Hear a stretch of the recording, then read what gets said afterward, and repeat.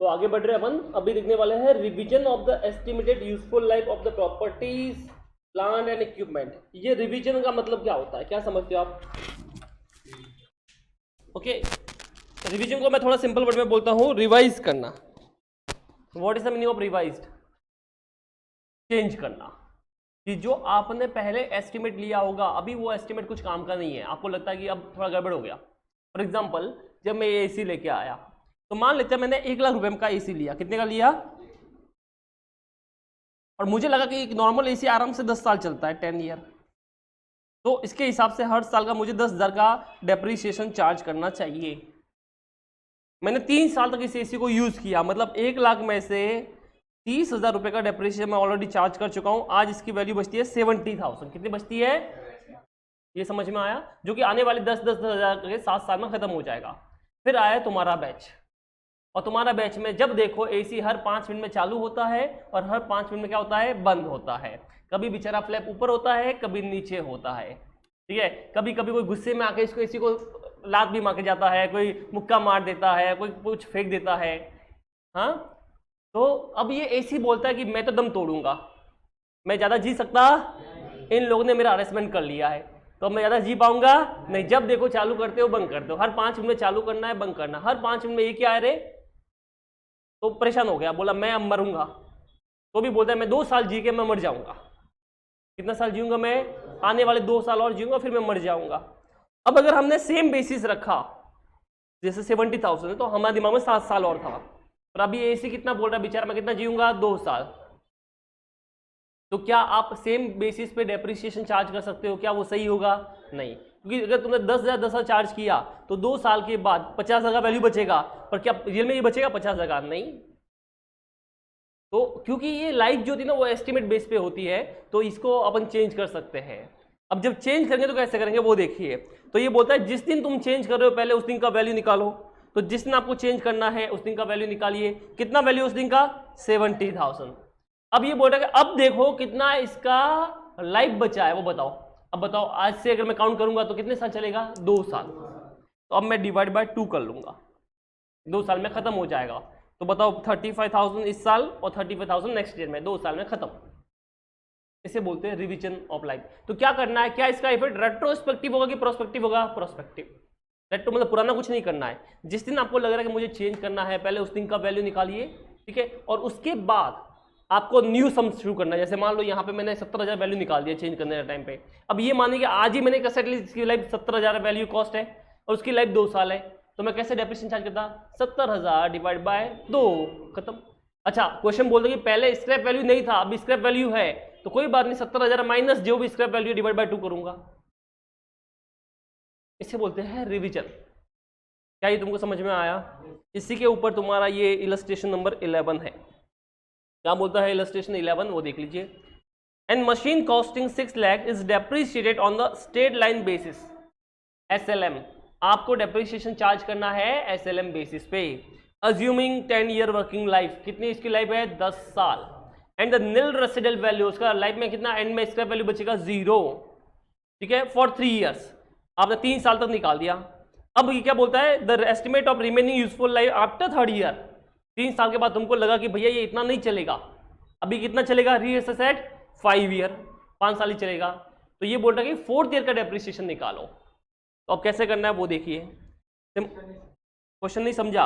ये वही जो मैंने एग्जांपल दिया था कि आपने एक मशीन ली 6 लाख की। कितने की मशीन ली? फॉर एग्जांपल तुमने एसी ले लिया 6 लाख का, इसका स्क्रैप वैल्यू कुछ भी नहीं बचेगा, मतलब रद्दी वाला भी इसको नहीं लेगा। अब तुझे पता है कितने साल चलेगा?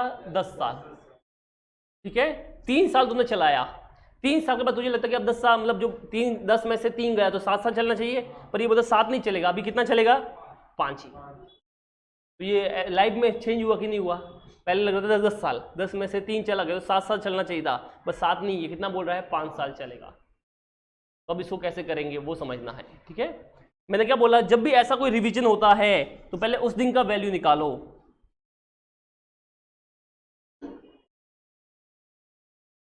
मुझे बताओ ये रिवीजन या रिवाइज कब हुआ, पहले वो बताओ। 3 साल के बाद हुआ ना? तो अपने को चाहिए मशीन वैल्यू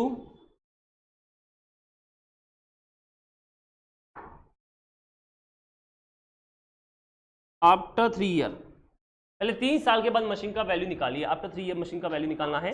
तो सबसे पहले मशीन को अपन ने लिया था कॉस्ट, बेटा कितने में लिया था मशीन को? 6 लाख में, तो कॉस्ट इज 6 लाख, माइनस करना है डेप्रीशिएशन एट फर्स्ट ईयर, ये पहले फर्स्ट ईयर करते हैं। तो मुझे बताइए आप डेप्रीशिएशन कैसे निकालोगे? एसएलएम से 6 lakh minus 0 scrap value divide by 10 बराबर है। अरे यार इसको क्या हो गया, चलिए 60,000, तो 5,40,000 बच गया। फिर माइनस डेप्रीशिएशन सेकेंड ईयर में, हाँ पर मैं सिस्टमेटिक थोड़ा करता हूँ, अच्छा देखिएगा। चलिए तो 5,40,000 में से 60 माइनस करो, 4,80,000 ना। और एक और साल है depreciation third year.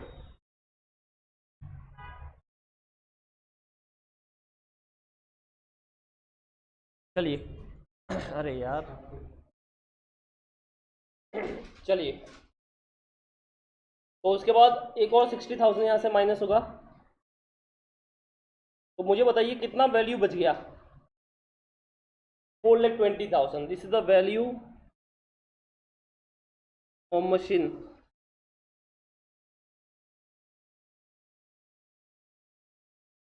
After third year. 3 साल के बाद इतना वैल्यू तुम्हारा मशीन का बच जाएगा। बोलो किसी को भी डाउट है तो बताइए। समझा? ये हो गया 4,20,000। अभी क्या बोलता है कि अभी तुम्हारी लाइफ रिवाइज हो गई है, तो फोर्थ ईयर का जो डेप्रीशिएशन आएगा, फोर्थ ईयर डेप्रीशिएशन, अब वो कैसे आएगा देखो। ये मानिए कि आज ही मशीन परचेज की है, तो इसका वैल्यू कितना होगा 4 साल में? 4,20,000। क्या इसका कोई स्क्रैप वैल्यू है? नहीं। बट अब लाइफ कितनी बची है? 5 साल। तो बताओ फोर्थ ईयर कितना होगा पर एनम? तो फोर्थ ईयर में भी 84, फिफ्थ में भी 84, सिक्स में भी 84, ऐसे कंटिन्यू। ठीक है, इसे बोलते हैं रिवीजन ऑफ द लाइफ। बस इतना ही। क्या ये तुमको समझ में आया? ठीक है, तो ये हो गया इलस्ट्रेशन नंबर 11। चलो कॉपी करो।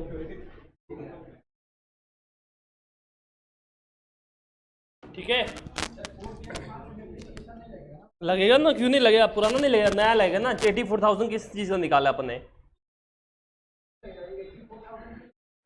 अबे 84 तो डेप्रीशिएशन है ना, उसका वैल्यू में से माइनस होगा। जो 4,20,000 आया है उसमें से 84 माइनस होगा फोर्थ ईयर में, फिर फिफ्थ ईयर में भी 84 होगा, फिर सिक्स में भी 84 होगा, ऐसा।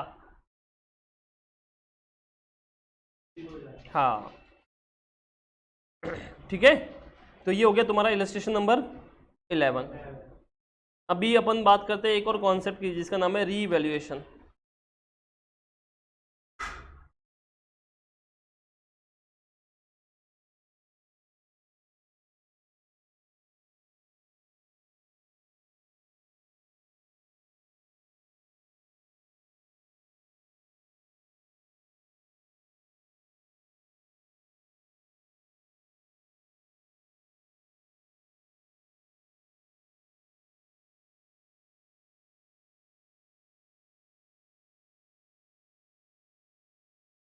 देखो डेप्रीशिएशन पे AS10 एप्लीकेबल होता है। कौन सा होता है? AS10। ठीक है, जिसका नाम है property plant and equipment, PPE short में बोलते हैं, ये वाला। उसके हिसाब से क्या होता है कि आप नॉर्मली तो असेट और कॉस्ट पे दिखाते हो। कॉस्ट का मतलब है जितने में आपने लिया उसमें से डेप्रीशिएशन माइनस करोगे बस। पर अगर आप चाहो तो उसको रीवैल्यू कर सकते हो। रीवैल्यू का मतलब क्या होता है पहले वो समझ लीजिए।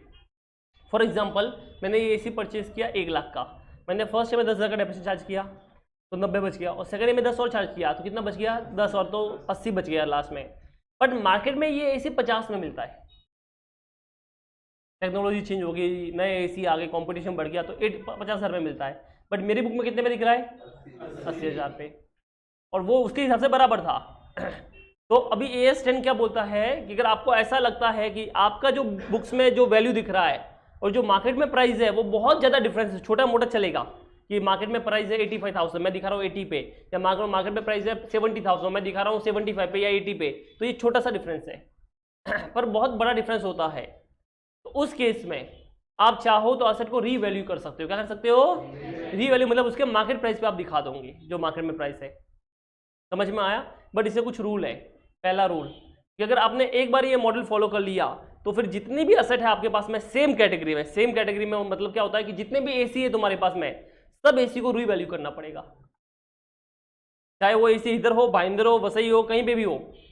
जितने भी एसी तुम्हारे पास में, ऐसा नहीं कि तुमने एक एसी को रीवैल्यू किया दूसरे को नहीं किया, ऐसा करना अलाउ नहीं है। सेम कैटेगरी बोला है, तो मान लो मैंने फर्नीचर को किया तो जितने भी फर्नीचर मेरे पास में है सबको रीवैल्यू करना पड़ेगा। समझ में आया?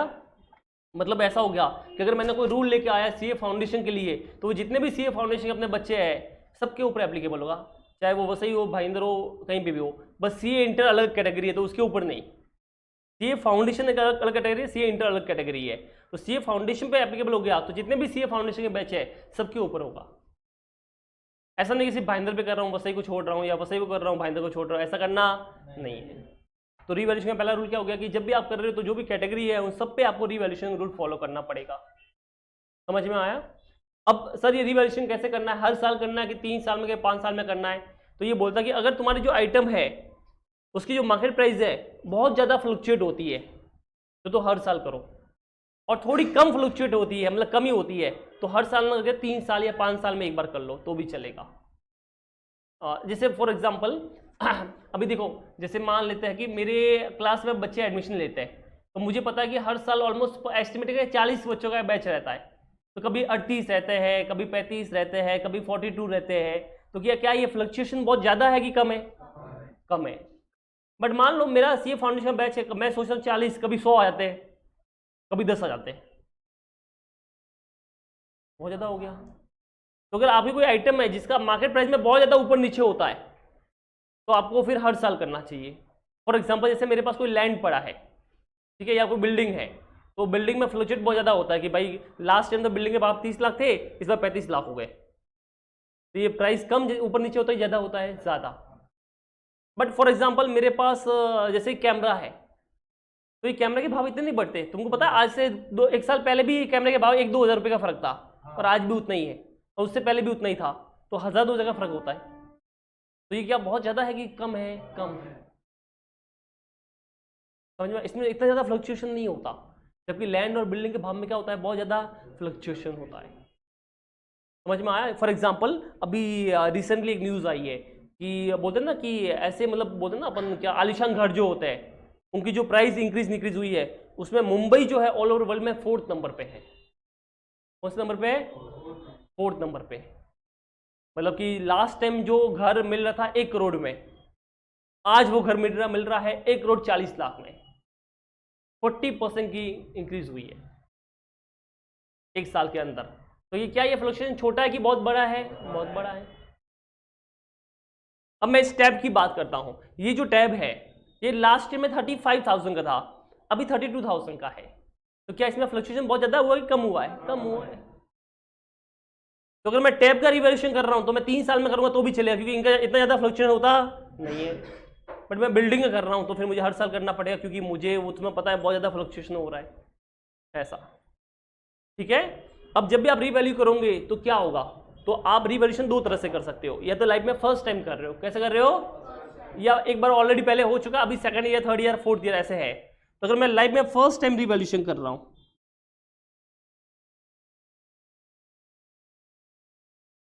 मान लेते हैं फर्स्ट टाइम कर रहा हूं, इससे पहले कभी रिवैल्यूएशन नहीं किया, तो अगर आंसर यस आता है तो अलग आंसर होगा, और नो आता है तो अलग चीज होगी।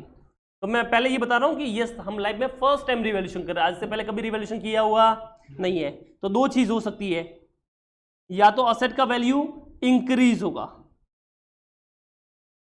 या असेट का वैल्यू डिक्रीज होगा। तो असेट वैल्यू जो है या तो इंक्रीज होगा या डिक्रीज होगा, क्योंकि फर्स्ट टाइम कर रहे हो तो इससे पहले कभी हुआ ही नहीं है। अगर इंक्रीज होता है तो क्या करना है वो समझिए। ये बोलता है अगर असेट इंक्रीज होता है तो सबसे पहले असेट अकाउंट डेबिट होता है, असेट होता है, अगर वो इंक्रीज होगा तो उसको और डेबिट करो। तो यहाँ पे असेट अकाउंट में डेबिट करेगा, तो जो भी मेरे असेट है उसको बढ़ाने के लिए डेबिट करना है, जितना भी इंक्रीज हुआ उतना। जैसे मान लो ये एसी दिख रहा था मेरी बुक्स में 50 में, बट मार्केट में एसी 70 में मिलता है, तो मुझे वैल्यू इंक्रीज करना है कि डिक्रीज करना है? इंक्रीज। तो असेट को और डेबिट कर लूंगा जो डिफरेंस है 20,000 से। बट इसको प्रॉफिट बुक नहीं करते, तो इसको कहाँ पे करना है, तो इसके बदले एक नया रिजर्व लेके आना है जिसका नाम है रीवैल्यूएशन रिजर्व। क्या नाम है इसका? ये सिर्फ बैलेंस शीट टैली करने के लिए है कि इधर इंक्रीज हुआ तो उधर भी टैली करना पड़ेगा, तो इसके लिए अपना रीवैल्यूएशन रिजर्व लेके आ गए। बट इससे आप डिविडेंड नहीं बांट सकते, अपने लॉसेस राइट ऑफ नहीं कर सकते, क्योंकि कोई रियल में प्रॉफिट नहीं हुआ है। इसके लिए इससे कुछ काम का है ही नहीं, बस ये सिर्फ दिखाना है ताकि टैली हो जाए। जब बेचेंगे तब ये रियलाइज हो जाएगा। क्या ये तुमको समझ में आया? तो सिर्फ आपको क्या एंट्री पास करनी है, asset account debit to revaluation reserve, बराबर ना। प्रूडेंस भी सुना होगा, प्रूडेंस कंजर्वेटिज्म, वो भी क्या बोलता है कि फ्यूचर में होने वाले लॉसेस को तो पहले से बुक करो, बट फ्यूचर में होने वाले गेन को कभी बुक नहीं करना। अब मुझे बताओ कि अगर 50,000 का मेरा बुक में दिख रहा है और 70,000 में ये दिख रहा है और मैंने 20,000 पीएनएल में डाल दिया, तो क्या फ्यूचर में होने वाला गेन बुक हुआ कि नहीं हुआ? हो गया, क्योंकि गेन तो अभी तो हुआ ही नहीं है, जब बेचेंगे तब होगा। तो बोलता है उस गेन को बुक नहीं कर सकते, इसके लिए यहाँ पे पीएनएल नहीं लिखा है, उसके बदले क्या लिखा है मैंने? Revaluation reserve. नहीं, असली में 70 है, अपनी बुक में 50 दिख रहा, तभी तो वैल्यू इंक्रीज करना है ना। मार्केट में प्राइस ज्यादा है तो अपने को भी अपना वैल्यू क्या करना है? इंक्रीज करना है। ठीक है, तो ये बोलता है फ्यूचर में होने वाले गेन को बुक नहीं करने का, इसके लिए पीएनएल नहीं लिख सकते। तो बोला किसको लिखूंगा? बोला उसके भाई को लिख, कुछ काम का नहीं है। क्या नाम है उसका? Revaluation reserve. अभी तो गेन हुआ है ना, हाँ लॉस वो आगे वही दिख रहे। अब देखो, अब अगर मान लो जैसे तुम बोल रहे हो सर वैल्यू क्या हो गया? डिक्रीज हो गया, तो असेट क्रेडिट होगी, ये तो पक्का कंफर्म है। अब देखो असेट अकाउंट क्रेडिट हो गया ये, ठीक है, असेट क्रेडिट हो गया। डेबिट किसको करूंगा? क्या फ्यूचर में होने वाले लॉस को बुक कर सकते हैं? हाँ, तो अब यहां पे बिंदास पीएनएल लिख दो ऐसा। तो क्या एंट्री होगी? PNL account debit to assets. इसमें कोई दिक्कत नहीं है, बोला पीएनएल को डेबिट किया मतलब लॉस बुक किया, कर लो। गेन बुक नहीं करने देंगे, लॉस बुक करने लो। और असेट तो कम करनी है तो क्रेडिट करना पड़ेगा। क्या ये तुमको समझ में आया? ये अगर लाइफ में फर्स्ट टाइम रिवैल्यूएशन किया है तो। अब मैं बोल रहा हूं कि अगर आपने लाइफ में फर्स्ट टाइम रिवैल्यूएशन नहीं किया, इससे पहले ऑलरेडी 1 साल पहले 2 साल पहले तुम कर चुके हो, तो अब 4 चीजें पॉसिबल है। कितनी चीजें पॉसिबल है? 4। कि आपने जब पहले रिवैल्यूएशन किया था तब वैल्यू इंक्रीज हुआ था, और आज रिवैल्यूएशन किया है तो आज भी वैल्यू इंक्रीज ही हो रहा है।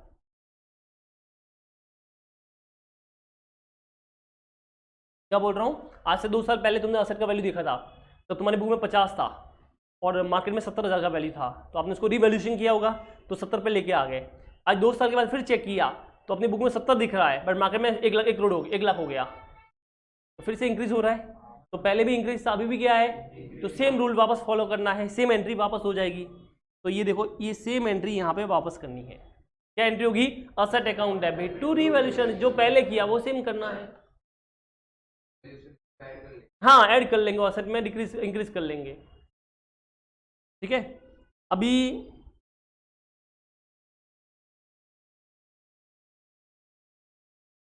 अर्लियर डिक्रीज था, अभी वापस डिक्रीज ही हुआ है।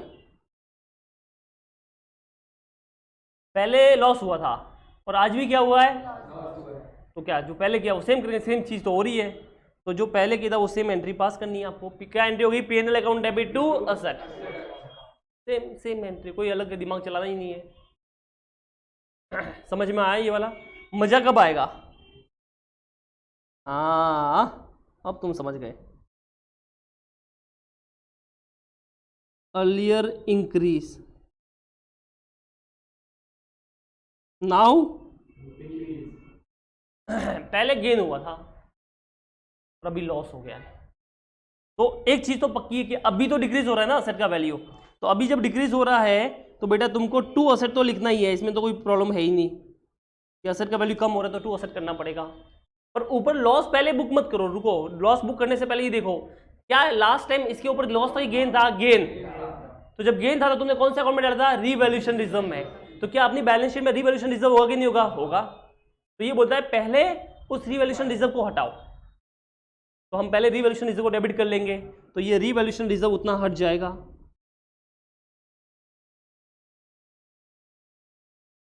पर सुनना, अभी वैल्यू कम ज्यादा हो गया बट रीवैल्यूएशन रिजर्व थोड़ा ही है, तो एक्स्ट्रा लॉस हो रहा है। अब ये एक्स्ट्रा लॉस कहाँ पे आएगा? पीएनएल में। तो ये एक्स्ट्रा वाला लॉस तुम पीएनएल में डाल दो। तो बस जितना रिवैल्यूएशन रिजर्व है उतना कर लो। और रिवैल्यूएशन बच गया तो बचने दो, जबरदस्ती क्या है। जितना हाँ बस जितना है उतना माइनस कर लो।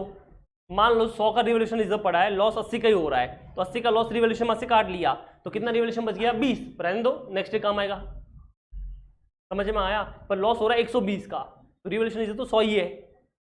तो रिवैल्यूएशन रिजर्व कभी नेगेटिव नहीं हो सकता, ये ध्यान में रखना। तो अगर तुम्हारे पास में 100 पड़ा है तो तुम क्या 120 डेबिट कर सकते हो? नहीं, आपको 100 ही डेबिट करना है। एक्स्ट्रा 20 कहाँ से आएगा? P&L से। ठीक है। अभी लास्ट वाला क्या हो सकता है? लास्ट वाला बताओ। Earlier decrease now increase. कि भैया पहले तो तुमको क्या हुआ था? लॉस, और अभी क्या हो गया? गेन। अगर अच्छा अभी अगर वैल्यू इंक्रीज हो तो एक चीज तो पक्की, एसेट अकाउंट डेबिट होगा। अब नॉर्मली हम रिवैल्यूएशन रिजर्व लिखते थे, बट रुको, लास्ट ईयर इसके ऊपर लॉस बुक किया ना, तो जो लॉस बुक किया तो पीएनएल में डाला होगा वो लॉस, तो पहले जितना डाला उतना हटा दो। पहले पीएनएल में से हटा दो, जितना डाला था उतना, जितना डाला था उतना ही, हाँ एक्स्ट्रा नहीं, उतना हटा दिया। अब जो एक्स्ट्रा है वो कहाँ पे आएगा? रिवैल्यूएशन रिजर्व में। तो एक्स्ट्रा वाला डाल दो रिवैल्यूएशन रिजर्व। क्या ये तुमको समझ में आया? तो एक्स्ट्रा वाला तुमको कहाँ पे डालना है? Revaluation reserve. ऐसा बस, एकदम इजी है। समझ में आया? और इसको मैं थोड़ा सिंपल करूं तो ये ध्यान में रखना, अगर वैल्यू इंक्रीज हुई तो रिवैल्यूएशन रिजर्व, डिक्रीज हो तो पीएनएल अकाउंट। और अगर तुम्हारे पास में पहले से कोई रिवैल्यूएशन रिजर्व पड़ा है, पहले से पड़ा है, इसका मतलब तुम फर्स्ट टाइम नहीं कर रहे हो। तो अगर वैल्यू इंक्रीज होगा तो रिवैल्यूएशन रिजर्व में डालना है, और अगर डिक्रीज होगा तो पहले रिवैल्यूएशन रिजर्व को हटाएंगे और उसके बाद जो एक्स्ट्रा है वो कहाँ आएगा? पीएनएल में आएगा। ठीक है। अगर मैं इस चीज को और थोड़ा अच्छे से लिखूं तो मैं 2-3 कैरेक्टर बनाता हूं, ध्यान से देखना।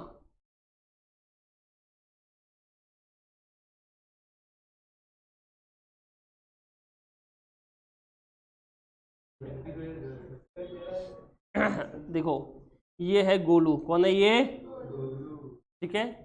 अब ये है इसके डैडी, ठीक है, कौन है इसके? डैडी और मम्मी, दो लोग हैं इसके पास में, एक डैडी है एक मम्मी है। ठीक है। अभी गोलू करेगा बिजनेस, क्या करेगा? बिजनेस। पर तुमको एक चीज समझनी पड़ेगी कि बिजनेस जब करेगा तो अगर उसको प्रॉफिट हुआ तो हम हमेशा, आप भी सोचिए, पापा जो होते हैं वो बहुत स्ट्रिक्ट होते हैं, मम्मी जो होती है वो एज कंपेयर ठीक है, मतलब डांट देती है बट टेंशन नहीं, सपोर्ट वही करती है लास्ट में। ठीक है, नॉर्मली। तो अभी मान लो तुमको लॉस हो गया बिजनेस में, तो क्या तुम पापा के पास जाओगे? किसके पास जाना चाहिए? अगर बताना है तो मम्मी के पास में। समझ में आया? तो पैसे जो कम पड़ेंगे मम्मी के पास से लेंगे, और प्रॉफिट हो गया तो किसके पास जाएंगे? पापा के पास। सोच रहे तो उधर ही माननी है कि देखो आप क्या सोच रहे थे। तो अगर मान लो तुमको प्रॉफिट लाइफ में, तुमने फर्स्ट टाइम बिजनेस किया और तुमको प्रॉफिट हो गया, तो तुम ये प्रॉफिट किसको जाकर दिखाना चाहोगे? पापा को, कि देखो आपने निठल्ला समझा था, देखो मैं प्रॉफिट लेके आ गया। ठीक है। और अगर आपको लॉस हो गया फर्स्ट टाइम लाइफ में, तो क्या पापा के पास जाओगे कि दौड़ के मम्मी के पास जाओगे? मम्मी के पास से उसको रिकवर करके पैसे दूंगे। अच्छा, लाइफ में फर्स्ट टाइम प्रॉफिट हुआ, पापा को दिखाया, सेकंड टाइम भी प्रॉफिट हुआ तो पापा को दिखाएंगे। भैया वो शायद उधर ही माने कि हर साल ताने तो वही मारते हैं। फर्स्ट टाइम लाइफ में लॉस हुआ तो मम्मी के पास गए, वापस लॉस हुआ तो कहाँ पे आएंगे? मम्मी के पास ही, और ऑप्शन नहीं है। पर अब सुनिए, लाइफ में फर्स्ट टाइम आपने प्रॉफिट कमाया था तो आपने पापा को जगह पैसे दिए थे, ठीक है। अभी लॉस हो गया तो आप पापा के पास जा सकते हो, पापा को बोलेंगे पापा वो लास्ट ईयर पैसे दिए तो जरा वापस देना। पापा बोलेंगे ठीक है तुम्हारे पैसे, मुझे क्या मतलब, ले। तो पापा ने दे दिए। पर क्या पापा के पास तुम एक्स्ट्रा पैसा मांग सकते हो? मान लो आपने 1 लाख रुपए दिया, तो क्या पापा के पास आप 1.5 लाख मांग सकते हो? पापा 1.5 लाख दे दो ना, दे देंगे पापा? पापा क्या बोलेंगे? 1 लाख ही दूंगा, 50 के लिए मेरे पास आना, थप्पड़ मारूंगा। तो आप पापा के पास से कितना लगे मांग सकते हो? 1 लाख। जितना पापा को दिया था उतना ही जाके ले लेना वापस, बस। बच्चा वो जो एक्स्ट्रा है वो किसके पास जाना पड़ेगा? मम्मी के पास। समझ में आया? अभी लास्ट ईयर लॉस हुआ था बेटा, तो तू बहुत रोया था, तो मम्मी आई थी बीच में, मम्मी ने पैसे दे दिए थे अपनी सेविंग में से। अभी तुझे प्रॉफिट हो गया, ठीक है, इस साल, तो तू डायरेक्ट पापा के पास जाएगा कि पहले मम्मी ने जो सेविंग में से पैसे दिए होंगे वो तू वापस करेगा? मम्मी करेगी। मम्मी को ज़्यादा नहीं चाहिए, मम्मी बोलती है मुझे कभी एक्स्ट्रा पैसा तेरा चाहिए ही नहीं, क्या कर तू ही रख तेरे पास। पापा बोलते ला लेके आ जा। समझ में आया कि नहीं आया? तो योर पापा is your revaluation reserve and your mummy is your P&L account. ठीक है, तो ये देखिए फर्स्ट टाइम प्रॉफिट हुआ तो कहाँ पे डाला, पापा के पास में रिवॉल्यूशन रिजर्व आ गया। फर्स्ट टाइम लॉस हुआ तो कहाँ पे गए, मम्मी के पास P&L अकाउंट आ गया। ठीक है, सेम नेक्स्ट डे भी सेम हो तो सेम काम करना है, सेम रिपीट करना है। अब अगर पहले प्रॉफिट हुआ था तो हमने पापा के पास में सेविंग दी थी अपनी, तो जितनी सेविंग दी थी उतनी तो निकाल सकते हैं ना, बस उतनी ही निकाल सकते हैं, उससे एक्स्ट्रा निकाल सकते हैं। तो जितना रिवॉल्यूशन रिजर्व था उतना आप डेबिट कर सकते हो, उससे एक्स्ट्रा नहीं कर सकते। तो जो एक्स्ट्रा लॉस हुआ है अगर हुआ है तो मम्मी के पास, मम्मी मतलब कौन आ गया, P&L। इसी तरह से अभी लाइफ में फर्स्ट टाइम लॉस हुआ था तो मम्मी के पास गए थे लॉस लेके, अब प्रॉफिट हुआ तो क्या मम्मी को धोखा देना है, नहीं, मम्मी को पहले जितना पैसा लिया था उतना देना है, तो उतना P&L क्रेडिट कर दो और एक्स्ट्रा वाला कहाँ से आएगा, एक्स्ट्रा वाला पैसा इसको देना है पापा को, तो एक्स्ट्रा वाला रिवॉल्यूशन रिजर्व को देना है। ठीक है, तो इस तरह से ये आपको करना है,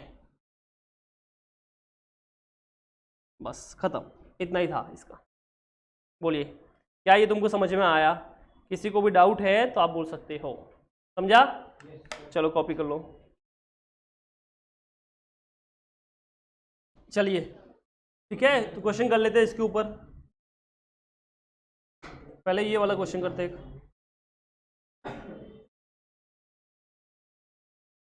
क्वेश्चन नंबर 5 पीछे practical question number 5, practical question number 5 निकालिए।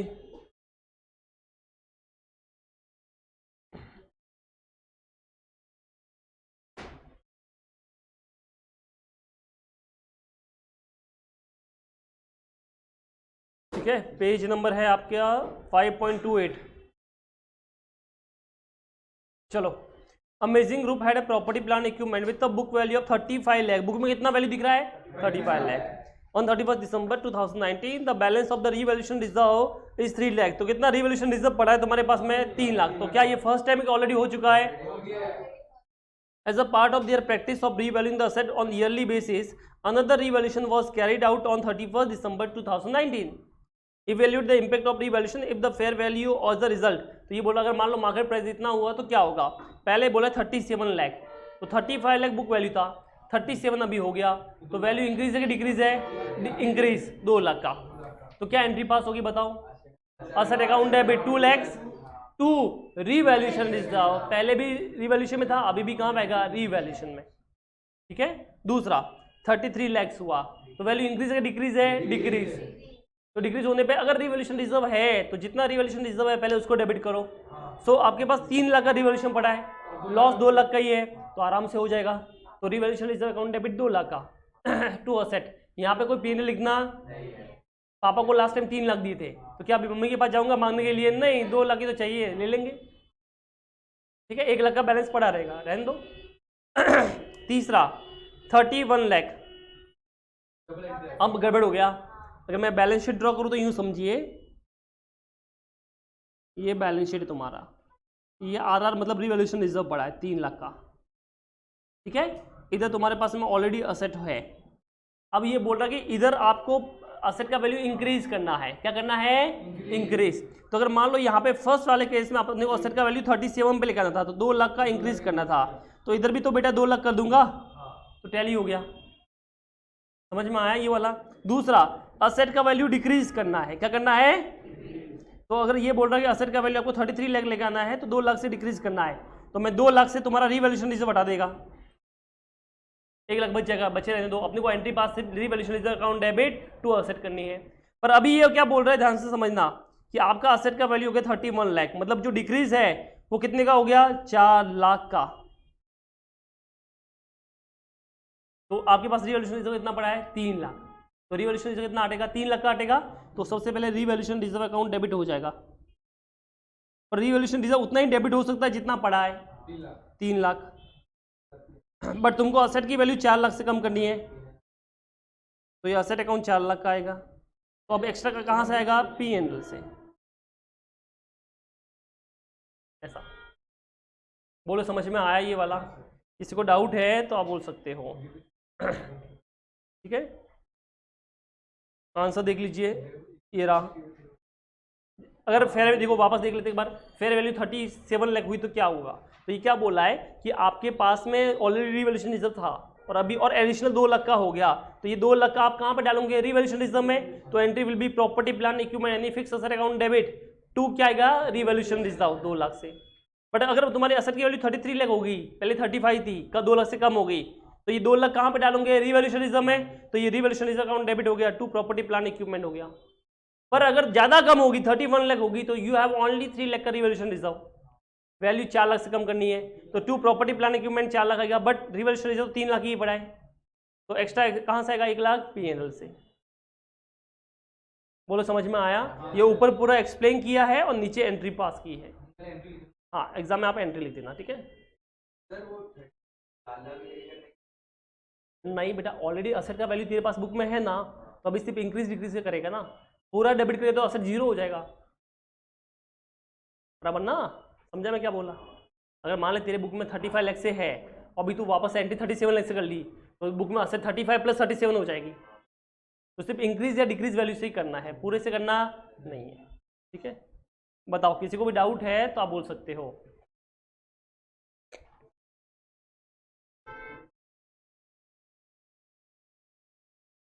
चलो आगे, गुड आफ्टरनून। चलिए इलस्ट्रेशन नंबर 12 देखिए। नहीं, वो तुम होमवर्क में करने की।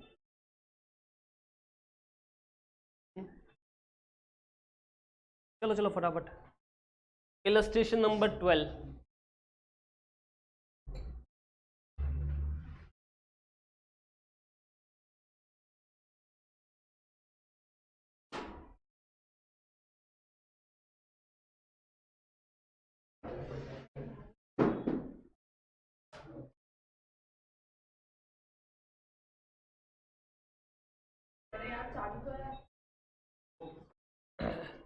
चलो, अ machine of cost of 12 lakh is depreciated SLM basis पे, 10 ईयर की लाइफ है, 0 रेसिडुअल वैल्यू है for 3 year. At the end of the 3rd year the machine was revalued upward, upward मतलब वैल्यू इंक्रीज डिक्रीज, इंक्रीज 60,000 का, और अभी इसकी remaining life जो है ना वो 9 साल हो गई है, तो इसमें दोनों है, रिवैल्यूएशन भी है और रिवीजन ऑफ लाइफ भी है, ठीक है। इसने बोला है सिर्फ डेप्रिसिएशन निकालो, इसने कोई एंट्री वेंट्री पूछा नहीं है। तो अब देखिए कैसा होगा। सबसे पहले जिस दिन आपका चेंज हो रहा है पहले उस दिन की वैल्यू निकालो, तो आपकी जो असेट की कॉस्ट है पहले वो देख लीजिए,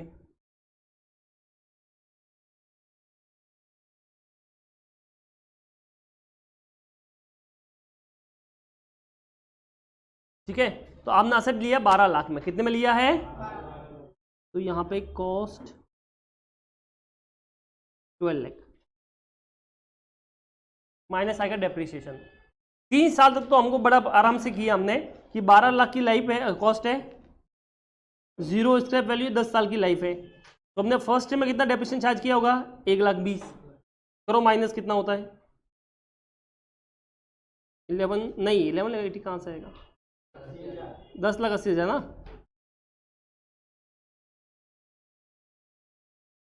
ठीक है। फिर सेकंड में फिर डेप्रिसिएशन आएगा, हाँ 1,20,000 और माइनस कर लो, 9,60,000, फिर डेप्रिसिएशन एक और साल का आएगा 3rd ईयर का, ठीक है। आप एग्जाम में डायरेक्ट भी कर सकते हो, पर मैं इसके लिए करा रहा हूँ कि जब घर पे देखोगे तो आराम से समझ में आ जाएगा। तो आफ्टर 3 ईयर, ठीक है, ये तुम्हारी वैल्यू बचेगी 3 साल के बाद। क्या ये तुमको समझ में आया? तो 3 साल के बाद तुम्हारी ये हुआ है, तो इसने क्या बोला, at the end of the 3rd year the machine was revalued 60,000 rupees से। तो 3 साल के बाद तुमको ऐसा लगा कि भैया कि हमको इसकी वैल्यू इंक्रीज करनी है, तो मुझे बताओ 3 साल के बाद तुम्हारा वैल्यू 8,40,000 था, तो अब ये देखिए WDV आफ्टर 3 ईयर 8,40,000। अभी तुम बोलो इसका सर वैल्यू इंक्रीज करना है, तो इंक्रीज कर लेते हैं, इंक्रीज वैल्यू कितना इंक्रीज करना है, अपवर्ड 60,000 इंक्रीज करना है। तो बताओ नया वैल्यू कितना हो गया, रिवाइज्ड वैल्यू, हाँ। अब डेप्रिसिएशन जो चार्ज होगा वो 8,40,000 पे होगा कि 9 लाख पे होगा, 9 लाख पे। तो अभी 9 लाख की देखो, तो रिवाइज वैल्यू मिल गई तुमको, तो अब देखो रिवाइज्ड वैल्यू 9 लाख। और जो रिवाइज्ड लाइफ है, अब अपने को कितना लग रहा है, 9 ईयर। तो अब जो डेप्रीसिएशन आएगा मेरा 4th ईयर का, वो बड़ा सिंपल है, 9 लाख माइनस का वैल्यू 0 डिवाइड बाय 9 कर लो, 1 लाख पर एनम। तो 9 साल में 9 लाख खत्म हो जाएगा। क्या ये तुमको समझ में आया? नहीं नहीं, WDV का मतलब ये नहीं होता है WDV मेथड। WDV का मतलब होता है आफ्टर डेप्रीसिएशन वैल्यू। पहले ये वैल्यू हाँ समझ लो। WDV का मतलब ये नहीं कि WDV मेथड है। WDV का मतलब होता है रिटर्न डाउन वैल्यू, मतलब आफ्टर डेप्रीसिएशन जो वैल्यू होगा ना उसी को बोलते हैं WDV। समझ में आया? तो ये जो WDV मैंने लिखा है इसका मतलब WDV मेथड नहीं है, इसका मतलब है डेप्रीसिएशन लेस करने के बाद जो वैल्यू बचता है उसे WDV बोलते हैं। तो ये डेप्रीसिएशन लेस करने के बाद, ठीक है, या फिर तुम कंफ्यूज ना होते काम करते हैं, मैं सीधा लिखता हूँ वैल्यू, बस वैल्यू आपका 3 ईयर। बोलिए क्या ये तुमको समझ में आया? कॉपी करो।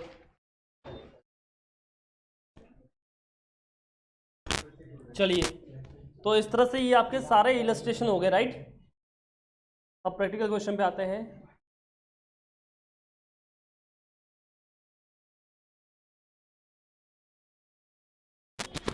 सबसे पहले अपन देख रहे हैं क्वेश्चन नंबर 2।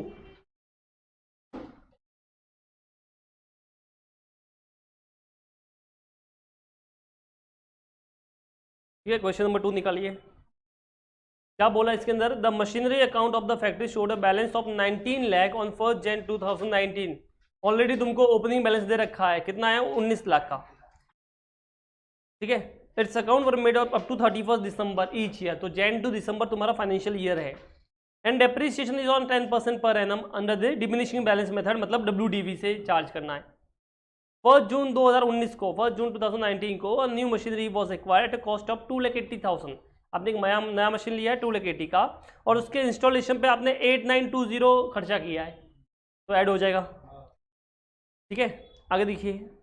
ऑन 1 जून 2019 को machine which had cost of 4,37,400 on 1 Jan 2017 was sold for 75,000। तो ये क्या बोल रहा है कि एक मशीन थी तुम्हारे पास में 1 Jan 2017 को, 2017 को, वो आपने बेच दी। अच्छा, उस मशीन की वैल्यू इतनी थी। अब ये बस में थोड़ा सा टेक्निकल गेम है कि यहाँ पे जो वैल्यू दे रखी है वो कब की है? 1 Jan 17 की। और जो आपको ओपनिंग वैल्यू दे रखा है वो कब का है? हाँ, 1 Jan 2019 का। तो आप डायरेक्ट ऐसे बाइफिकेशन नहीं कर सकते कि 19 लाख में से 4,37,400 चला गया। क्यों? क्योंकि दोनों की वैल्यू सेम डेट पे, अलग अलग डेट पे, अलग अलग डेट पे। समझ में आया मैं क्या बोला? इससे पहले भी क्वेश्चन आया था जिसने बोला इसका एक पार्ट बेच दिया, बट दोनों का वैल्यू सेम डेट पे था, तो हमने उसमें से वो माइनस कर लिया, बचा हुआ ये हो गया। अब इसमें डायरेक्ट माइनस नहीं कर सकते। क्यों नहीं कर सकते? कि दोनों का वैल्यू अलग अलग डेट पे है, और डायरेक्ट माइनस करना है तो पहले दोनों का वैल्यू सेम डेट पे लेके आइए। तो अगर मैं इस मशीन का वैल्यू, ये जो है 2017 वाली, अगर इसका वैल्यू मैं 1 Jan 2019 को लेके आ जाऊँ, फिर तो वो सम उसके जैसा हो गया ना। फिर तो आप 19 लाख में से डायरेक्ट वो वैल्यू माइनस कर लो, बची हुई तुम्हारी मशीन होगी। ठीक है, अच्छा आगे क्या बोल रहा है? Another machine which had a cost of 4,37,000 on 1 Jan 18 was scrap on the same date. ये लो, एक और ऐसी मशीन दे दी। अब वो कब परचेज की थी अपन ने? 1 Jan 18 को। तो इसको भी आप डायरेक्ट माइनस नहीं कर सकते क्योंकि भी अलग डेट पे है, तो इसको भी आप 1 Jan 19 पे लेके आइए। बस इतना ही है। तो क्या मैं 2 मशीन बेची है, क्या उनको डायरेक्ट माइनस कर सकता हूँ? नहीं। पहले दिमाग में ये बिठाओ, डायरेक्ट 19 लाख में से माइनस नहीं कर सकते। अगर मुझे माइनस करना है तो पहले उसकी उस दिन की वैल्यू निकालनी पड़ेगी। अब उस दिन की वैल्यू कैसे निकालूंगा? तो देखिए, पहली वाली फर्स्ट मशीन निकालते हैं।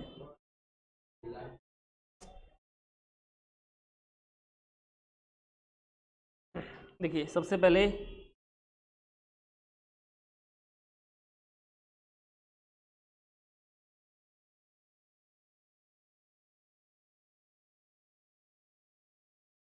मशीन परचेज 1 Jan 18 की निकालते हैं। इसकी जो कॉस्ट थी, मुझे बताइए कितनी कॉस्ट में ली थी ये आपने, ये वाली। ठीक है, 1 Jan 17, 18 नहीं, 17 वाली। पहले सबसे पहले 17 वाले के निकालते हैं। 17 वाले को अपन ने कितने में लिया था? 4,37,400 में। चलो, अब उसके ऊपर हमने डेप्रिसिएशन चार्ज किया होगा, रेट तो सेम होगा। कितना रेट था तुम्हारा?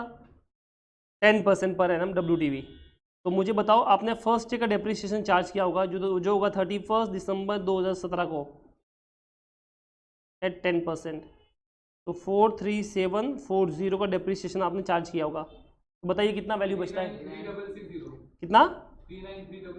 393660 393660। ठीक है, ये बैलेंस आ गया। ये बैलेंस 31 दिसंबर 2017 को था। फिर आपने वापस डेप्रिसिएशन चार्ज किया होगा एट 10%। तो 393600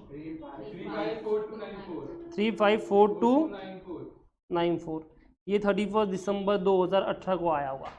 बस फिर तो 1 जन का 19 का वैल्यू सेम हो गया ना, ये वैल्यू और फर्स्ट जन का वैल्यू सेम होगा, तो ये अपने को एक तो मिल गया यहाँ पे, बराबर है।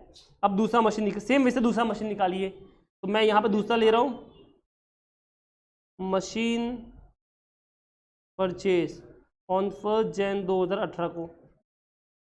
ये जो 18 में परचेज की थी उसका वैल्यू कितना था बताओ?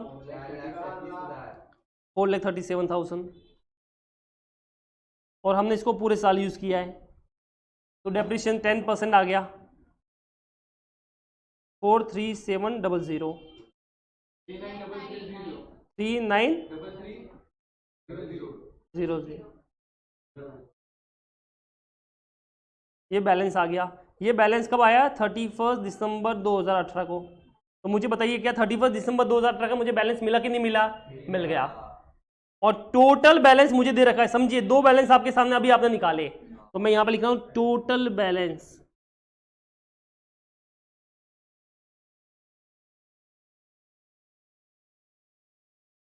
टोटल बैलेंस आपको 1 जन 2019 को दे रखा है।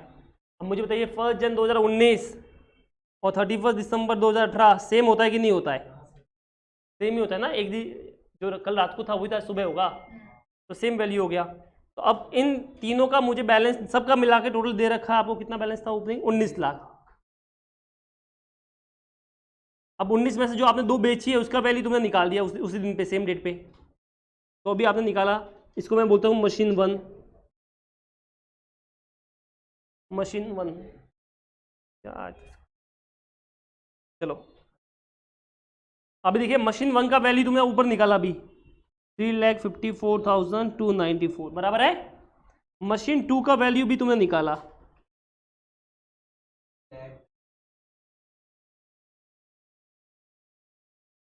तो बचा हुआ बैलेंस हुआ कि नहीं हुआ? और उसको हमने बेचा नहीं है, तो उनको मशीन 3 बोल दे।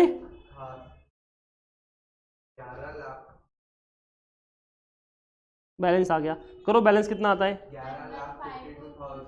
11,52,000।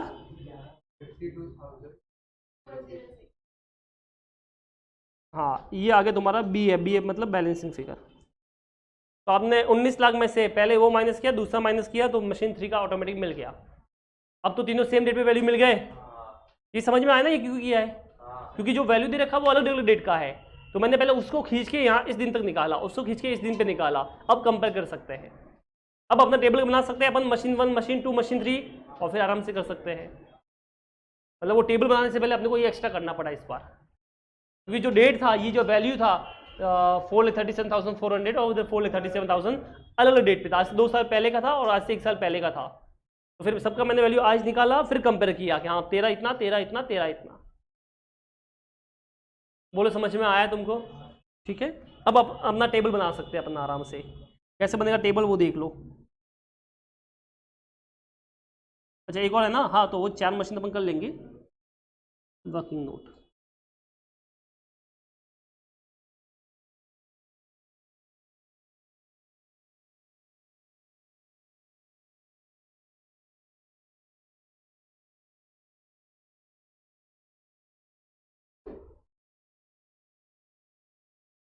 सबसे पहले मशीन 1, मशीन 2, मशीन 3 वो बैलेंस वाला, और लास्ट में एक और मशीन परचेज किया है, मशीन 4, और फाइनली टोटल ऐसा। ठीक है। अच्छा, अपने को अब शुरू से कहानी शुरू नहीं करनी है, 1 जन 19 से ही करनी है, क्योंकि वो ऑलरेडी वैल्यू निकाल चुके हैं। तो 1 जन 2019 को जो अपने पास में बैलेंसेस होंगे, वो टोटल बैलेंस है आपका 19 लाख, वो आपने लिख दिया। अब इसमें जो पहला मशीन था उसका वैल्यू अभी आपने निकाला था 354 294, दूसरे का निकला था 393 300, तीसरे का 11,52 406, और ये तो था ही नहीं बेचारा। बोलो समझ में आया ये वाला? अभी ईयर एंड में डेप्रिसिएशन चार्ज करने से पहले कोई बेचा या खरीदा है क्या, पहले वो देख लो। तो ये अगर आप यहाँ पे देखते हो तो 1 जून को ही अपन ने क्या किया है, एक परचेज किया है, और 1 जून को ही अपन ने बेच दिया है। ठीक है, तो 1 जून को हमने परचेज किया है और 1 जून को ही दोनों बेच दिए। तो सबसे पहले परचेज कर लेते हैं क्योंकि उसकी एक ही एंट्री होगी। तो 1 जून 2019 को पहले परचेज कर लेते हैं। परचेज मशीन नंबर 4 परचेज कर ली। अब उसमें इंस्टॉलेशन का एक्सपेंस भी हुआ है तो वो ऐड कर लो। तो आपका जो वैल्यू था वो था 2,80,000 प्लस 8,920 ना, 2,88,920। तो ये आ गया 2,88,920। ऐसा बताइए, ये खरीद लिया, अब बेच देते हैं, बट बेचने से पहले करना पड़ेगा, डेप्रिसिएशन चार्ज करना पड़ेगा। तो यहाँ पे 1 जून को ही डेप्रिसिएशन, अच्छा ये डेप्रिसिएशन सबके ऊपर नहीं, जो सेल किया उनके ऊपर। तो सेल आपने मशीन 1 और 2 दोनों किया, 3 और 4 में। तो आप देखिए WDV मेथड है, तो 3,54,294 इंटू 10% इंटू कितना महीना, 5 महीना, 5 महीने का डेप्रिसिएशन आएगा। करो कितना आता है,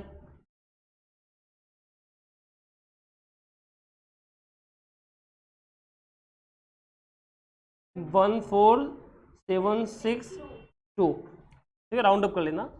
अच्छा दूसरी मशीन जो बची है, हाँ दूसरी मशीन जो बची है 3,93,300 इंटू 10% इंटू 5 डिवाइड बाई 12, करो जरा।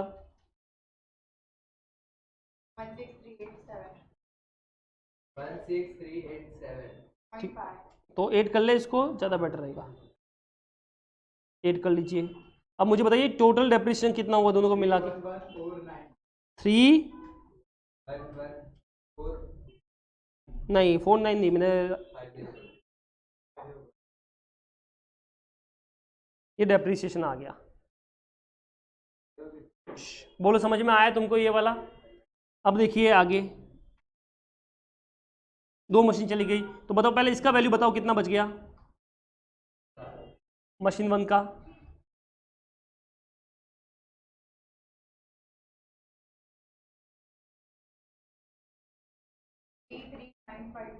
थ्री थ्री ये बच गया, और दूसरी का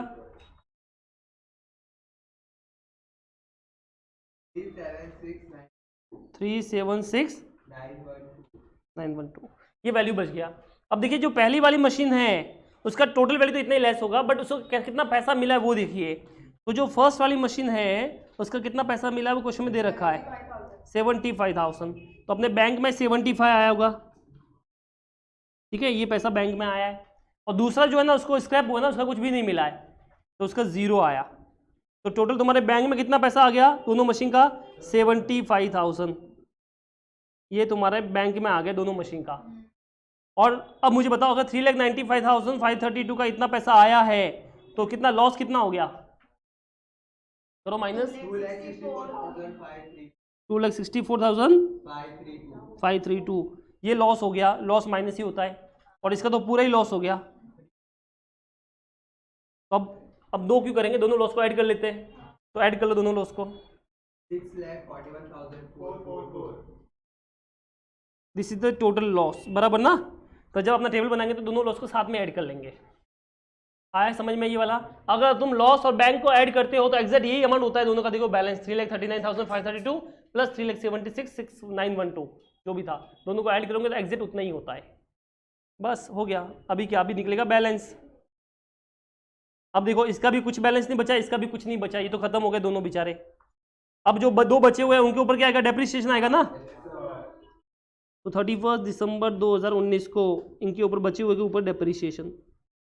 तो जो पहला वाला था 11,52,406 उसके ऊपर 10% पूरे 12 महीने का 11,52,41 ले लूँ, हाँ और दूसरा वाला जो था 2,88,920 इंटू 10%, बट ये पूरे 12 महीने का नहीं आ सकता, 7 महीने का आएगा। 16854 तो इसका डेप्रिसिएशन इसके पास में लिख देता हूँ 16854 27। अरे वो नहीं इसका नहीं, इसका तो मशीन 4 का बता रहा है,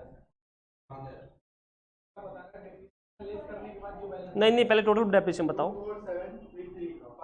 247,336,5 आएगा। तुम देखते ही नहीं हो, तुम इधर देखो फिर बात करो। इतना कैसे आएगा ये? तुमको कैलसी चलाना नहीं आता, पता है? 13।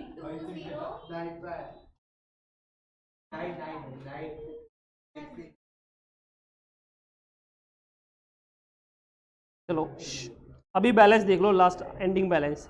मशीन 1 गायब, बेच दिया। मशीन 2 भी गायब। मशीन 2 ये 3 का जो बैलेंस निकालो, इसमें से माइनस करो। 1037,165। चलो, और इसका 272066। अब दोनों को ऐड कर लो। 130,9। हाँ, अब ऐसे ऊपर से और नीचे से टैली कर लो, टैली होना चाहिए तुम्हारा। हाँ करो टैली जरा। 19 lakh plus 2,88,920 minus 3,1150 minus 75 minus 6,41,444 minus 132,095। इतना 13,09,231 रुपये आना चाहिए, तभी सही होगा। आया? चलो, तो अब तुम्हारा सही है। आया समझ में? तो ये चीज तो ऑलरेडी अपन ने बहुत सम में की है, कुछ नई बात नहीं है, तो ये कोई बड़ी बात नहीं थी। ठीक है, मेन तो वही समझने वाली चीज यही ऊपर वाली थी और कुछ नहीं। चलो कॉपी कर लो फटाफट।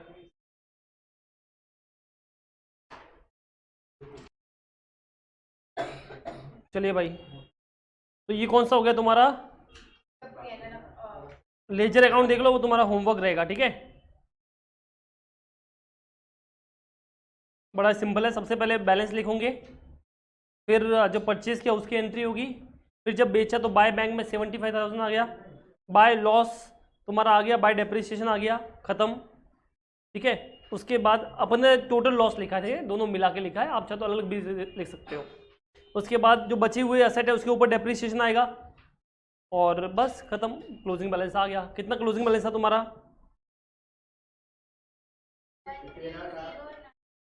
हाँ 13,09,232। ठीक है, ये वाला, वो 31 या 32 एक ही बात है। अरे अपन ने सब साथ में लिखा है, अपन ने जैसा सीखा वैसा ही करना है। क्या ये तुमको समझ में आया? कैसे होगी मैं यहाँ से बता देता हूँ तुमको। इधर देखो, सबसे पहले to balance brought down 19 lakh, फिर टू बैंक 2,88,920, फिर बाय डेप्रिसिएशन 31,150, फिर बाय बैंक 75,000, बाय जो लॉस होगा तुम्हारा 6,41,444, बाय जो डेप्रिसिएशन आएगा 132,095, एंड बाय बैलेंस का डाउन। खत्म। माइनस असर का वैल्यू कम होता है ना, तो इससे पहले भी तो माइनस किया है, तो ऐसा भ्रमित क्यों होते हो तुम? नई चीज कोई कुछ नहीं सिखाई है, नया वाला सिर्फ ऊपर वाला पार्ट था, ये वाला। ठीक है, चलिए ये हो गया तुम्हारा क्वेश्चन नंबर 2। ठीक है, हाँ क्वेश्चन नंबर 4 जो है ना वो होमवर्क रहेगा।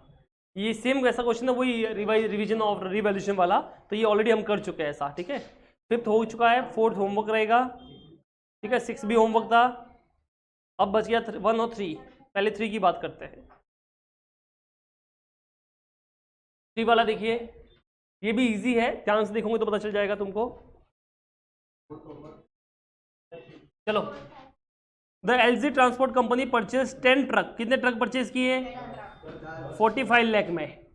अच्छा 45 लाख रुपीज ईच का प्राइस है, तो एक का 45 लाख है, तो 10 का कितना हो गया? 4 crore 50 lakh. On 1 April 2016, on October 1, 2018 one of the truck is involve in the accident and is completely destroyed. तो वही सेल करते हैं तब भी ट्रक जाएगा और एक्सीडेंट हुआ तो भी ट्रक जाएगा, तो ट्रीटमेंट सेम रहेगा। And 27 lakh is receive from insurance, तो जब बेचते तो पैसा मिलता है और यहाँ पे इंश्योरेंस कंपनी से पैसा मिलेगा, तो अपना बाय इंश्योरेंस कंपनी आ गया। कितना आएगा? 27 लाख, तो वही गेन या लॉस बुक करना पड़ेगा। On the same date another truck is purchase, उसी दिन पे एक और ट्रक परचेज किया, ठीक है। अच्छा वो कितने में परचेज किया है? 50 लाख में, तो टू बैंक 50 लाख आ गया। और आपको 20% एप्रिसिएशन राइट ऑफ करना है ओरिजिनल कॉस्ट के हिसाब से। किसके हिसाब से करना है? एसएलएम से। तो ये कोई नया क्वेश्चन जैसे अपन के वैसा ही है, ठीक है। तो मैं ऐसे दिखा देता हूं तुमको, देखिए सबसे पहले। अच्छा इसने क्या कब से पूछा है पहले वो बताइए, क्या इसने एंट्री स्टार्ट से पूछा है कि बीच में से पूछा है? देखो जरा, अगर आप ध्यान से देखोगे तो इसने जो एंट्री पूछा है, ठीक है, ये वाला इसने बोला है 2 साल का बनाओ और 31 दिसंबर 2019 से बात कर रहा है। तो आपने ट्रक परचेज था अप्रैल से, तो आप चाहो तो वहां से काम शुरू करो और चाहे तो डायरेक्ट करो, तो आपका वर्किंग नोट तो स्टार्ट से ही बनेगा। तो वर्किंग नोट कब से बनेगा? 1 अप्रैल 2016 से। आपको एंट्री 16 से करनी नहीं है, आप डायरेक्ट एंट्री पास करोगे, ठीक है। तो सबसे पहले तो वही आपने क्या किया कि ओपनिंग बैलेंस लिख दिया। अच्छा ये जो वैल्यू दे रखा है जो अपना एक्सीडेंट में गया है, क्या इसका वैल्यू क्वेश्चन में दे रखा है कि उसका वैल्यू कितना था? नहीं सर, बट हमको पता है कि एक ट्रक कितने में लेता? 45 लाख में, तो हमको पता ही है ना। तो आप क्या करना, 2 कॉलम, टोटल यहाँ पे 3 ट्रक आएंगे। कितने आएंगे? 3, मतलब मशीन, जैसे 3 मशीन थी वैसे यहाँ पे 3 ट्रक का कॉम्बिनेशन आएगा। पहला जिसको बेचा या एक्सीडेंट में हो गया वो वाला, दूसरा वाला जो बचे हुए, और तीसरा जो आपने परचेज किया है। समझ में आया ये वाला? वैसे भी कर सकते हो, डायरेक्ट करें तो डायरेक्ट भी कर सकते हो। डायरेक्ट कैसे कर सकते हैं वो देखिए कि अगर आपने एक ट्रक का वैल्यू निकाल दिया तो बाकी ट्रक का मल्टीप्लाई तो करना है अपने को। तो यहाँ पे देखिए आपने ट्रक जो परचेज किया, ट्रक परचेज, बताओ कौन सी डेट पे ट्रक परचेज किया था? 1 अप्रैल 2016 को, बराबर ना। और अपने को वैल्यू चाहिए 2019 की। पहले ये बताओ साल कैसे खत्म होता है? 19-20 से अप्रैल क्या है वो क्या बोलते हैं, या 2019 है? ऐसा जैन टू दिसंबर है या अप्रैल टू मार्च है? पहले वो बताओ। जैन टू दिसंबर है, पक्का ना? चलो तो आपको वैल्यू चाहिए 1 जैन 2019 की, ठीक है, क्योंकि इसने 2 साल का पूछा है। तो यहाँ पे कैसे करेंगे वो देख लीजिए। सबसे पहले मैंने परचेज किया था, कितने में परचेज किया था बेटा? 45 लाख माइनस डेप्रीसिएशन आ जाएगा। एसएलएम मेथड है, कितना परसेंट डेप्रीसिएशन रेट है? 20। पर 9 लाख नहीं आएगा क्योंकि 31 दिसंबर 2016, तो कितने महीने यूज किया? पहला 9 महीना। कैसे 9 महीना? अप्रैल टू दिसंबर करो, कितना आता है वो करो।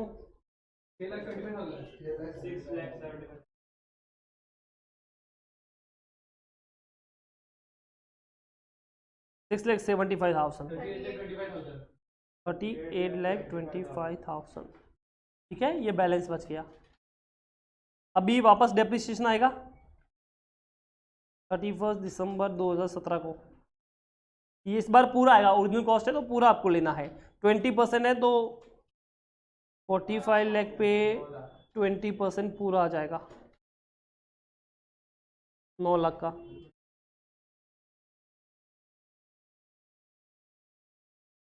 29 लाख, ये 31 दिसंबर 2017 को बैलेंस आ गया। क्या ये तुमको समझ में आया? अंडरस्टूड? किसी को डाउट है तो बताइए।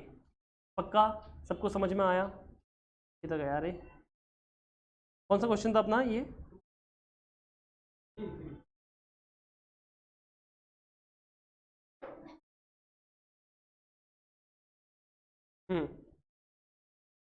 ठीक है, तो इसने बोला है कि मोटर ट्रक का मानेगा 2 साल का। ठीक है, अब डेफिनेटली आपका जो ट्रक का एक्सीडेंट हुआ है बेटा वो 1 अक्टूबर 18 को हुआ है, तो इसका मतलब आपको 2018 एंड 2019 2 साल का बनाना है। सर 19-20 का क्यों नहीं लिया? क्योंकि एक्सीडेंट कब हुआ है? अक्टूबर 2018 को, तो डेफिनेटली वो तो दिखाना ही पड़ेगा ना।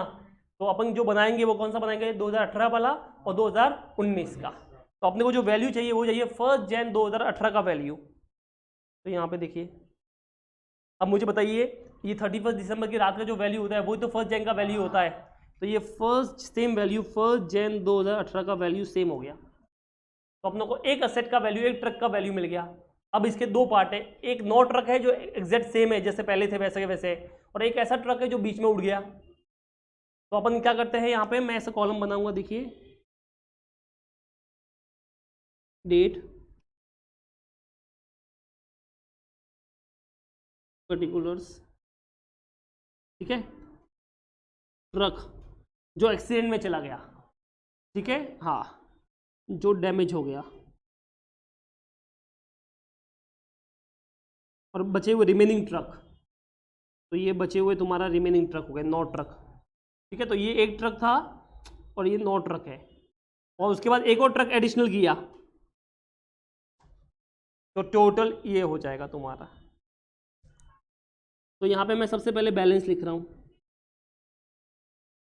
ठीक है, कैसा आएगा बैलेंस? देखिए 1 जनवरी 2018 को सब ट्रक का सेम वैल्यू था, तो एक ट्रक का वैल्यू जो था 29,25,000 एक ट्रक का वैल्यू था। ठीक है, तो टोटल तुम्हारे पास एक ट्रक का इतना था, एक ट्रक ये हो गया, 9 ट्रक बचे हुए हो गए, तो इंटू 9 करो। 4,05,00,000। हाँ, कितना? 4 करोड़। 5,00,000 है, 4,05,00,000। अरे बेटा आपकी 9 ट्रक ना? आपको 9 ट्रक मतलब 29,25,000 एक ट्रक का वैल्यू है, तो 9 का कितना हो गया? मल्टीप्लाई करो 9 से।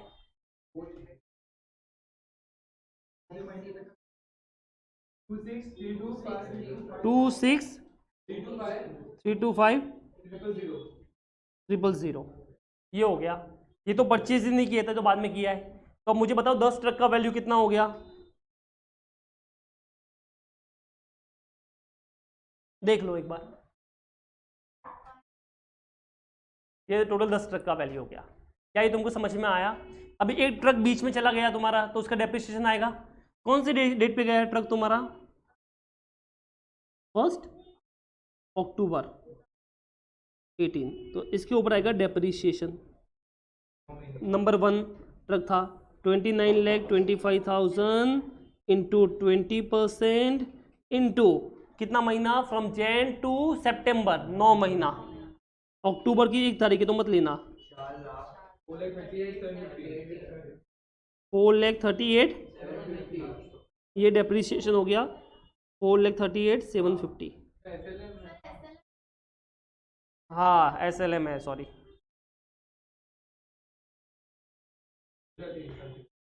तो अपना SLM है मेथड, तो यहाँ पे कितना था एक का? 4,50,000, कितना था? 45 लाख ना? हाँ, तो करो कितना आता है? 6,75,000 का डेप्रिसिएशन आ गया। 9 महीने का निकाला ना?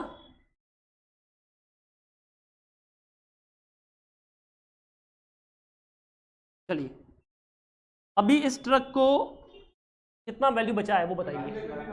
कितना? 22,50,000। ठीक है, अभी अभी इसका पैसा इंश्योरेंस कंपनी दे रही है, कितना दे रही है? 27 लाख इंश्योरेंस कंपनी पैसा दे रही है। तो ये पैसा तुम्हारे पास में आएगा, तो बाय इंश्योरेंस कंपनी आएगा, तो गेन होगी लॉस हुआ? गेन। ठीक है, तो यहाँ से जब मैं माइनस करूँगा तो 27 लाख माइनस करूँगा, बिकॉज इतना पैसा मिल रहा है, बट एक्स्ट्रा हो गया, माइनस गेन हो रहा है, तो प्लस करना पड़ेगा। कितना प्लस हो गया? गेन कितना हो गया? 4,50,000। ये गेन हो गया, तो ये प्लस हो जाएगा। ठीक है, तो 4,50,000 यहाँ पे प्लस कर देना। ठीक है, क्योंकि गेन 2 में आएगा ना, लॉस बाय में आता है, गेन कहाँ में आएगा? 2 में। चलिए, ये तो हो गया इसकी बात। अभी बचे हुए की बात कर ले। इसका वैल्यू 0 बच गया, ठीक है, आप चेक भी कर सकते हो। अगर इसमें ये माइनस किया, ये प्लस किया तो 0 बचेगा। अब जो बचे हुए ट्रक है उनकी बात करते हैं। 31 दिसंबर 2018 को डेप्रीशिएशन चार्ज होगा रिमेनिंग ट्रक पे। तो आपके पास एक तो ओरिजिनल कॉस्ट इसका निकालना है। तो ओरिजिनल कॉस्ट जो था, एक ट्रक का कितना प्राइस था 45 लाख, तो 9 ट्रक का कितना होगा, करो मल्टीप्लाई। सर को डेप्रिसिएशन लगा के ना सिर्फ ओरिजिनल वैल्यू बताओ, मैं बोल रहा हूँ 45 लाख इंटू 9 कर लो।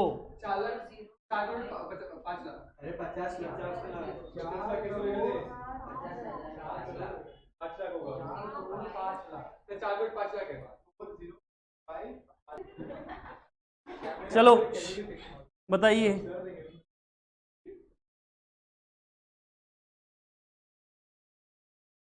तो 4,50,000 का, अच्छा ये क्योंकि कि ओरिजिनल कॉस्ट पे था, तो 45 लाख का एक ट्रक था, तो इंटू 9 ट्रक कितने का हुआ है पहले वो बताओ। तो 4 करोड़ 5 लाख। 4 करोड़ 5 लाख इंटू कितना परसेंट, 20% ना, हाँ तो कर लो कितना, 81 लाख। तो 81 लाख का डेप्रीशिएशन तो सिर्फ इसके ऊपर हो गया। और एक जो ट्रक परचेस किया अभी अपन ने 50 लाख का, ठीक है, उसके ऊपर 20%, बट कभी परचेज किया था अपन ने इसको, अभी परचेज किया ना, डेट अक्टूबर में, तो 3 महीना हो गया, अक्टूबर नवंबर दिसंबर, तो 3 महीने का कितना होगा, 2,50,000।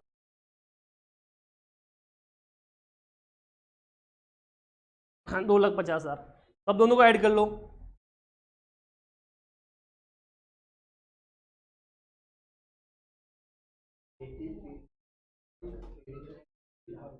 $83,50,000, ठीक है, ये हो गया कंप्लीट।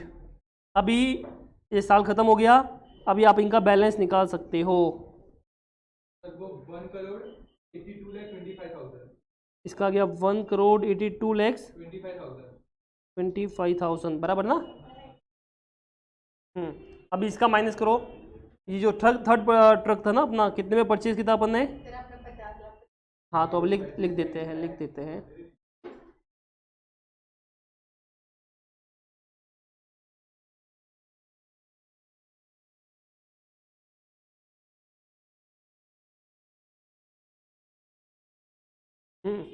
अब बताओ 50 लाख में से माइनस करो 47 लाख 50,000। अब जरा टोटल मारो इनका,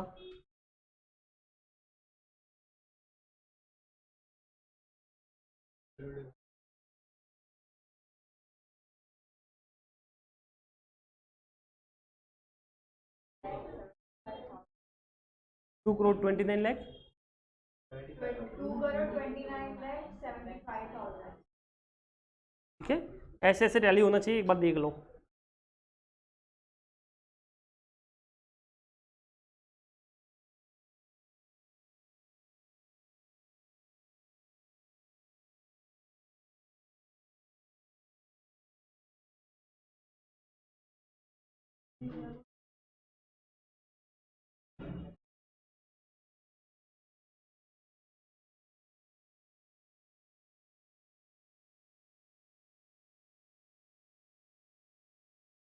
हो गया, चलो ये 2018 का हो गया, इसमें 2 साल का बोला था, 2019 का भी आएगा, बट उसमें कोई टेंशन नहीं, उसमें सिर्फ डेप्रीशिएशन आएगा। 31 दिसंबर 2019 को माइनस करना है डेप्रीशिएशन, SLM मेथड है, तो वही जो लास्ट टाइम किया था अपन ने 4 करोड़ 5 लाख पे, सेम कर लो ना, 20% सेम ही आएगा, वापस क्यों करना है इसका, तो यहाँ पे एग्जैक्ट वही आएगा, दैट इज योर 81 लाख का, ठीक है, बट इसके ऊपर पूरे साल का आएगा। हाँ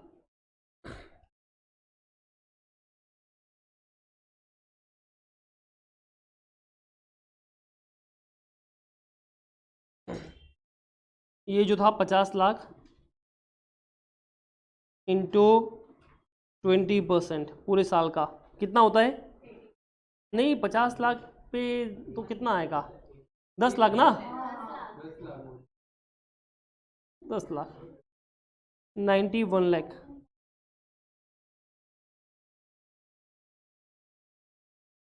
बताओ अभी लास्ट फाइनल बैलेंस बता दो अच्छे से। 1 करोड़ 1,25,000 हाँ 1 करोड़ 1,25,000 करोड़ 1,25,000 बराबर ना। हाँ दूसरे का बता दो। ये तो हो गया ना 37,50,000 37,50,000 और दोनों को ऐड कर लो। 1 करोड़ 38,75,000 1 करोड़ 38,75,000 अब ऐसे और ऐसे टैली कर लो।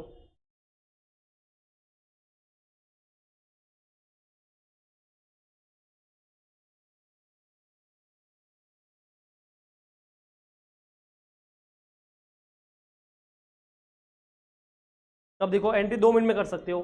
सबसे पहले लिखेंगे to balance brought down 29 lakh नहीं सॉरी 2 करोड़ 92,50,000 का टू बैलेंस ब्रॉट डाउन आ गया, ठीक है। फिर परचेस किया तो टू बैंक 50 लाख आ गया। फिर बाय डेप्रीसिएशन आ जाएगा तुम्हारा, कितना आएगा 6,75,000 बराबर है। उसके बाद अगर आपने यहाँ पे बेचा होता तो बाय बैंक आता, यहाँ पे बाय इंश्योरेंस कंपनी लिखना। You can write also by bank bracket में इंश्योरेंस कंपनी। तो यहाँ पे बेचा नहीं है, डैमेज हुआ है, तो अपन क्या लिखेंगे बाय इंश्योरेंस कंपनी, या बाय बैंक लिखो ब्रैकेट में इंश्योरेंस कंपनी लिखो तो भी चलेगा। और अगर गेन हुआ है तो टू गेन, ठीक है, फ्रॉम इंश्योरेंस कंपनी ऐसा लिख देंगे। उसके बाद यहाँ पे आएगा बाय डेप्रीसिएशन आ जाएगा और बाय बैलेंस कैरिड डाउन। फिर यही क्या बनेगा टू बैलेंस ब्रॉट डाउन, फिर by depreciation and by balance carried down. इस तरह से ये तुम्हारा बनेगा जैसे पहले किया था वैसे ही। तो ये देखिए इसकी मैं एंट्री दिखा देता हूँ, इधर है। कौन सा था अपना ये वाला, सी वाला ना, ये रहा। तो ये देखिए टू बैलेंस ब्रॉट डाउन आ गया तुम्हारा। ये परचेज का टू बैंक आ गया, बाय बैंक, या आप इधर चाहे तो इंश्योरेंस कंपनी लिख देना ताकि तुमको समझ में आएगा ये वाला। बाय डेप्रीसिएशन आ गया जो अपना असर लॉस हुआ उसके ऊपर, और बाय बचे हुए पे डेप्रीसिएशन आ गया। ये टू गेन आ गया तो टू P&L अकाउंट आ गया। नीचे लिखेंगे profit on settlement of the truck, कि अपना ट्रक जो इंश्योरेंस कंपनी ने डैमेज हुआ उसका जो था इंश्योरेंस कंपनी से पैसा मिला उसका प्रॉफिट हो गया। और by balance carried down, next day पे that become again to balance brought down by depreciation and by balance carried down. कुछ भी इसमें नया नहीं है, बट वही है मल्टीप्लाई बराबर करना पड़ेगा। और तुम तो कैसी गलती चलाते हो, तो एग्जाम में तुम 10 बार चेक कर लेना, ठीक है। कॉपी कर लो, चलिए ठीक है, कॉपी हो गया तुम्हारा। तो वो लेजर जो है वो होमवर्क रहेगा, ठीक है। तो आपके सारे इलस्ट्रेशन क्वेश्चन हो चुके हैं, सिर्फ एक क्वेश्चन नंबर 1 बचा है, ठीक है। वो मैं बता रहा हूँ आपको।